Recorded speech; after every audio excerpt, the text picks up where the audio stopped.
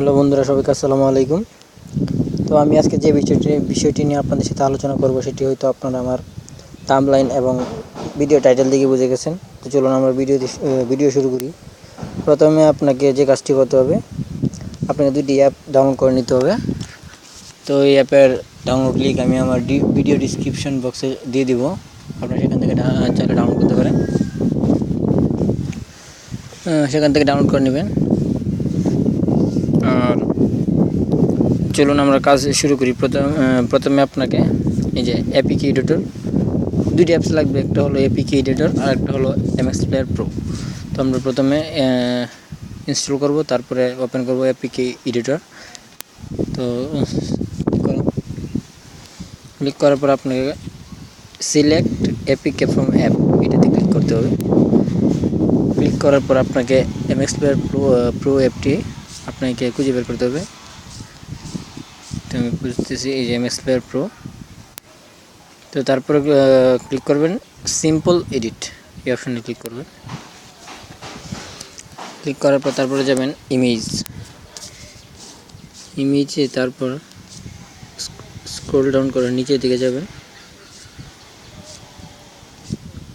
তো নিচের দিকে যাওয়ার পর দুটো অপশন পাবেন। এই দেখুন NS10 PNG, এটাতে এর সামনে এই যে ডান সাইডেতে দেখুন একটা অপশন আছে আইকন, এই কলমের মতো। তো এখানে ক্লিক করবেন। ক্লিক করার পর এভাবে তারপর আপনাকে আপনার ফটোটি সিলেক্ট করতে হবে। তো আমি একটা ফটো নিয়ে নিই,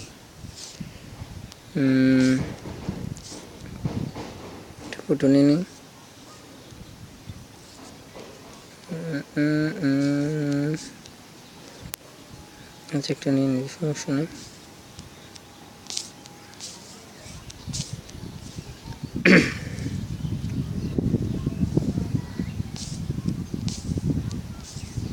এপিকে চেটে নিই।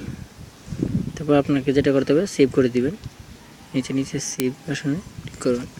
ক্লিক করার পর ওয়ার্কিং হবে, কিছুক্ষণ আপনাকে ওয়েট করতে হবে।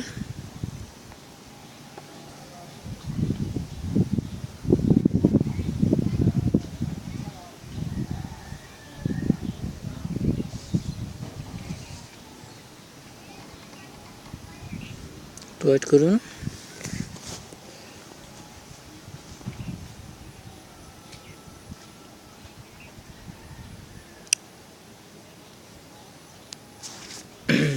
আপলোড দেরি হতে পারে, একটু ওয়েট করুন।